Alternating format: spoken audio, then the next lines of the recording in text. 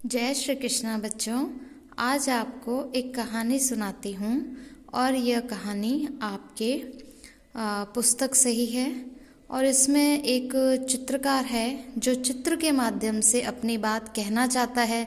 उसने एक चित्र बनाया है तो उसके चित्र के माध्यम से वो बताना चाहता है कि जो व्यक्ति कदरदान होता है वही किसी चीज़ की कदर करना जानता है, अन्य व्यक्तियों को तो उसकी कोई पहचान नहीं होती है। तो ये हम कहानी पढ़ रहे हैं, कदरदान ही कदर करे। ये देखो इसमें लिखा है कदरदान ही कदर करे, मतलब जो कदरदान होता है किसी बात को सराहता है वही उसको पहचान कर उसकी सराहना कर सकता है। किसी चित्र में क्या अच्छाई है, उसमें क्या गलती है, क्या सही है, इस सब की पहचान कौन कर सकता है? जो उसकी जानकारी रखता है। तो अब हम कहानी पढ़ेंगे। एक बार एक चित्रकार एक चित्र बनाकर राजा के पास ले गया।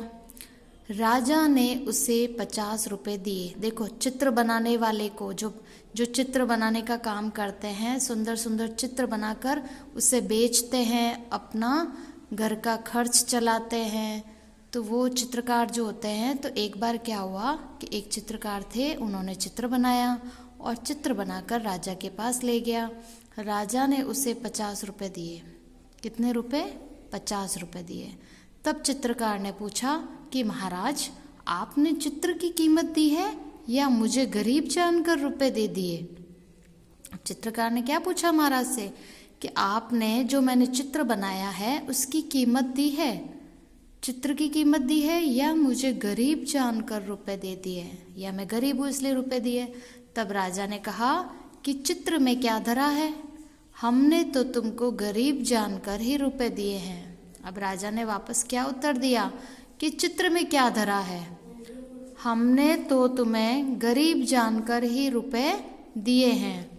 हमने क्या जाना कि तुम गरीब हो, यह जानकर ही हमने तुम्हें रुपए दिए। तब चित्रकार अपना चित्र लेकर वहाँ से चला आया और रास्ते में उसे एक गरीब आदमी मिला। अब देखो पहले चित्रकार ने क्या किया, चित्र बनाया, किसके पास ले गया? राजा के पास। राजा ने उसे कितने रुपए दिए? 50 रुपये दिए।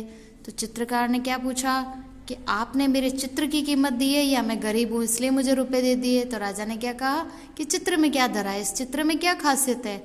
हाँ, हमने तो तुमको गरीब जानकर रुपए दिए। तब चित्रकार अपना चित्र लेकर वहाँ से चला गया। अब रास्ते में उसे गरीब आदमी मिला।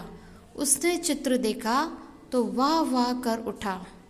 उसने कहा कि इस चित्र की कीमत 10,000 रुपये से भी कम है। अब देखो रास्ते में क्या हुआ, उसे एक गरीब आदमी मिला।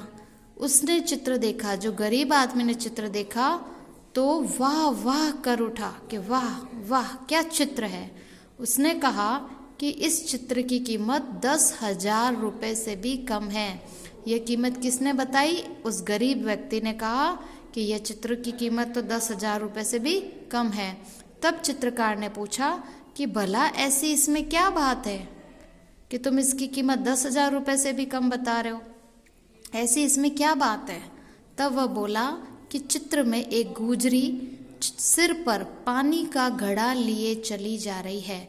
और वो जो गरीब आदमी था ना, जिसने उस चित्र को देखा था और जिसने बोला कि इसकी कीमत तो 10,000 रुपये भी कम है, तब वो आदमी क्या बता रहा है, गरीब आदमी क्या बता रहा है कि चित्र के अंदर मैंने क्या खासियत देखी कि चित्र में यह खासियत है कि चित्र में एक गुजरी सिर पर पानी का घड़ा लिए चली जा रही है।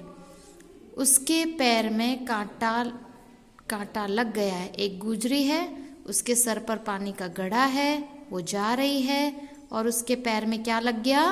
कांटा लग गया। उसके पैर में कांटा लग गया है, सो उसके दर्द से उसके नाक में बल पड़ गया है। यानी गुजरी के पैर में जो कांटा लग गया तो उसके दर्द के कारण क्या हो रहा है? उसके नाक में बल पड़ गया है। वह दांतों से ओंठों को दबाए चित्कार करती सी चली जा रही है। अब देखो जब पैर के अंदर कांटा लग जाता है तो कांटे के कारण क्या होता है? दर्द होता है ना पैर में कांटा लगने पर। तो जब उसके पैर में कांटा लग गया तो उस दर्द के कारण उसके नाक के अंदर क्या पड़ गया? बल पड़ गया। और उस दर्द के कारण दांतों से ओठों को दबाए चित्कार करती सी चली जा रही है। उसके दांतों से ओठों मतलब होंठ, दांतों से अपने होठ को उसने दबाया हुआ है और वह चित्कार करती सी चली जा रही है। पीड़ा के कारण इसके रोम रोम में बल पड़ा हुआ है। पीड़ा यानी दर्द, और दर्द के कारण इसके रोम रोम के अंदर क्या पड़ गया है? बल पड़ गया है। बस इसी बात पर मैं रीझ गया हूँ। तो जैसे ही गरीब आदमी ने चित्र को देखा, उसने उस चित्र की क्या खासियत बताई कि एक औरत है, गुजरी है, सर पर पानी का घड़ा लेकर जा रही है, उसके पैर में कांटा लग गया है और उसके दर्द से उसके नाक में बल पड़ गया है। वह दांतों से होठों को दबाए चित्कार करती सी जा रही है। पीड़ा के कारण इसके रोम रोम में बल पड़ गया है, इसी बात पर मैं रीझ गया हूँ। मतलब पीड़ा यानी दर्द हो रहा है। चित्रकार उसकी कद्रदानी पर बहुत खुश हुआ। उस आदमी के पास सिर्फ 1 रुपया ही था और चित्रकार ने चित्र की कीमत स्वरूप ले लिया और संतुष्ट होकर चला गया। अब जब चित्रकार ने अपने चित्र की इतनी तारीफ सुनी कि हाँ, कोई तो है जिसने मेरे चित्र को समझा, तो उसने क्या किया? वह चित्रकार उसकी कद्रदानी पर बहुत खुश हुआ। उस आदमी के पास सिर्फ 1 रुपया ही था। कितना रुपया? 1 रुपया ही था। चित्रकार ने चित्र की कीमत स्वरूप ले लिया और संतुष्ट होकर चला गया।